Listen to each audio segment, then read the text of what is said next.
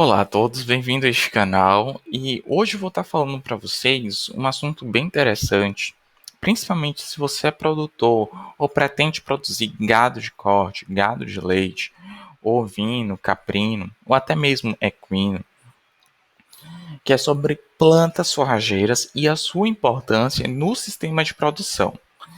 Então, se você gosta desse tipo de conteúdo, eu peço que você curta, inscreva-se no canal e qualquer dúvida vocês podem comentar que eu vou estar lendo e respondendo. Então, começando, o Brasil tem uma base muito grande do sistema produtivo, que é a pastagem. Agora, por que o sistema produtivo para rebanho se dá na pastagem? Porque é uma rentabilidade e sustentabilidade do sistema produtivo. Como assim? O custo de produção na pastagem é menor em comparação com o custo de produção quando nós pensamos em um confinamento. Até mesmo ofertando essa pastagem como forma de alimento para esses animais. O custo é um terço menor em relação à oferta de feno, silagem e alimentos concentrados.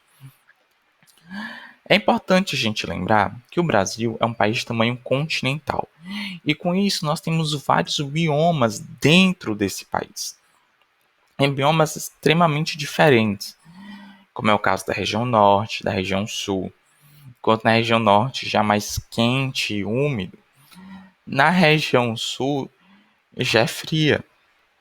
E às vezes uma forrageira não pode se adaptar tão bem à região norte, se é oriunda da região sul. E segundo a ONU, o Brasil vem crescendo em sua produção bovina, que pode chegando a uma média de 1,1% anualmente. E que para o cenário internacional ele vem crescendo. E que em 2024 ele vai chegar a 24% da fatia do mercado, saindo de 18% e indo para 24%. Então, o senhor que é produtor e quer acompanhar esse crescimento, é importante observar esse vídeo. Porque para aumentar esse crescimento, você tem que estar de olho na sua forrageira, como você oferta seu sistema produtivo. Então, como foi dito, a vantagem de você oferecer um pasto como fonte de nutrição para esses animais é o menor custo de produção, já que é mais barato você manter um pasto do que você manter um confinamento e até mesmo na entrega desse alimento para o animal. Existe a forrageira milagrosa? Se a gente pensa que existe. E isso é tão forte que existe uma troca muito grande de forrageiras no pasto. E o que é que se pensa hoje o produtor na forrageira milagrosa? Que tem uma alta produtividade, tem uma facilidade de manejo e que é sustentável no sistema produtivo. Então, que não importa, você pode só largar as sementes lá, você joga as sementes no campo e que vai ter uma produtividade muito alta, não vai pedir muito do solo, não vai ser exigente e vai ser muito sustentável e vai ser muito barato. Isso existe? Infelizmente não. Porque quem faz milagre é Deus. A forrageira não é Deus para fazer milagre. Ela só vai fazer o que é pedido a ela. Então, quer uma alta produtividade? Então, ofereça àquela planta condições para que ela tenha alta produtividade.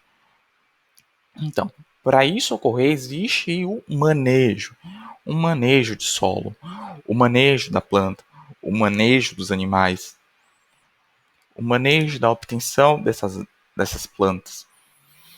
E com isso você vai estar também indo para a sustentabilidade. Porque se eu ofereço isso, eu torno o meu sistema sustentável.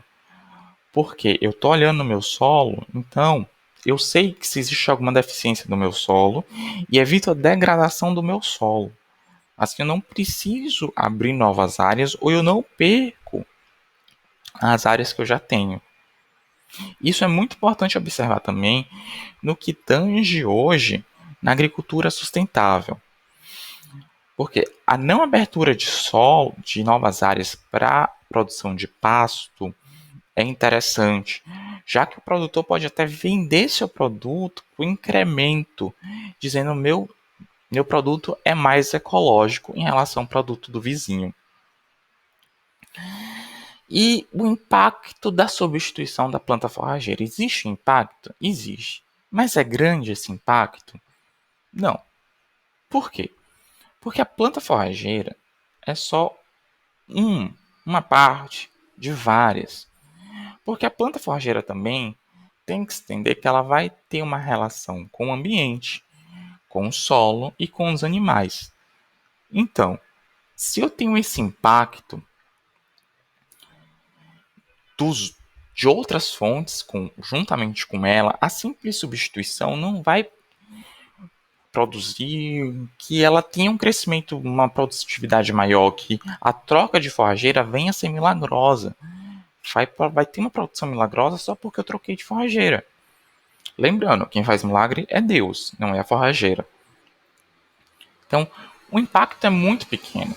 E às vezes pode até ser um impacto negativo, essa substituição da planta forrageira. E o histórico das forrageiras no Brasil é interessante observar que a gente tem algumas pastagens já na região sul, ali nos Pampas, o Cerrado do Brasil também, e os campos inundáveis do Amazonas e do Pantanal. Agora a gente tem que lembrar que forragem não é só gramínea, tá? A planta forrageira. Uma planta forrageira que pode ser muito boa e muito utilizada na região do Nordeste do país é a palma, que é muito boa como concentrado. Lembrando, você não pode ofertar só palma, você tem que ofertar junto com a palma uma fibra, tá? Porque senão pode dar diarreia a esses animais. E no período colonial a gente teve a entrada de muitas forragens, muitas plantas do continente africano, já que existia esse fluxo de escravos que vinham da África para o Brasil. E como eles vinham de um navio negreiro, que as viagens demoravam cerca de 3 meses, então eram utilizadas essas forragens como cama para essas pessoas. E quando se chegava no Brasil, essa forragem era jogada fora, bem na costa do Brasil. E por ser muito próximo as condições tanto do Brasil de clima e de solo, quanto da África, do continente africano, se adaptaram muito bem e tiveram um bom crescimento, que são utilizados até nos dias de hoje. E a gente tem os ciclos dos capins. O que é esse ciclo? É o que acontece até hoje, que é a substituição da forrageira. Lançou uma forrageira mais nova, eu vou lá e troco. É como se fosse. A gente tem um telefone X e amanhã a marca lança o telefone Y. Só que você não usa muito bem o telefone X, mas só porque o telefone Y é mais novo, você vai comprar.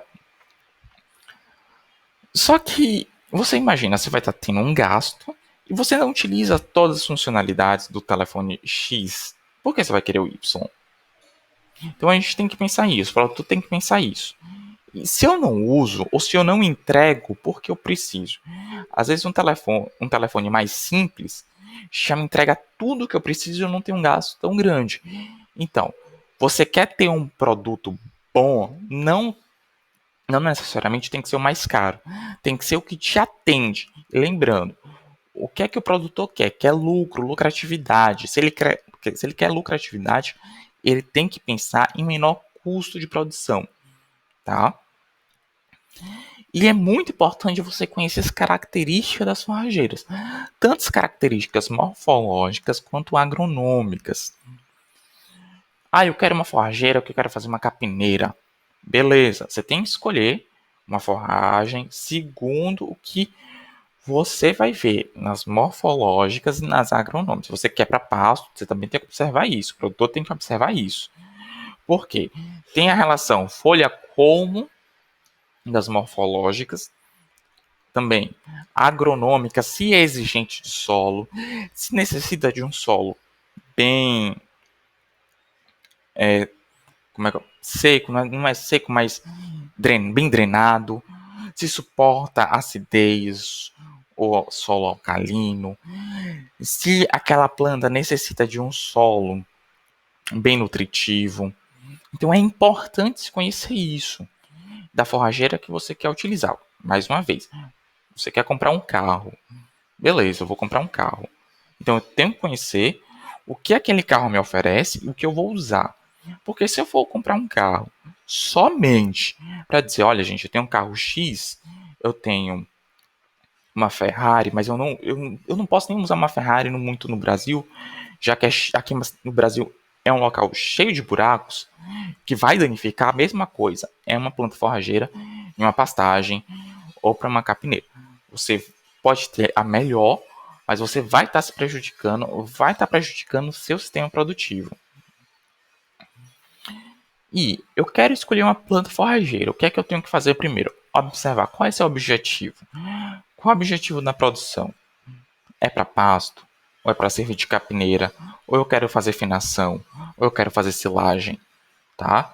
Porque se eu quero fazer finação, eu tenho que pegar uma forrageira que tem uma relação colmo mais fina. Não pode ser colmo mais grosso. Já que vai para afinação necessita a evaporação da água e um colmo mais grosso dificulta isso. Também a relação folha a colmo, uma quantidade maior de folha. Tem que observar também o solo. Vem cá, aquele solo, seu solo aí, produtor, como é? É ácido, é alcalino? Você vai fazer correção? Ou essa forrageira se adapta bem ao seu tipo de solo?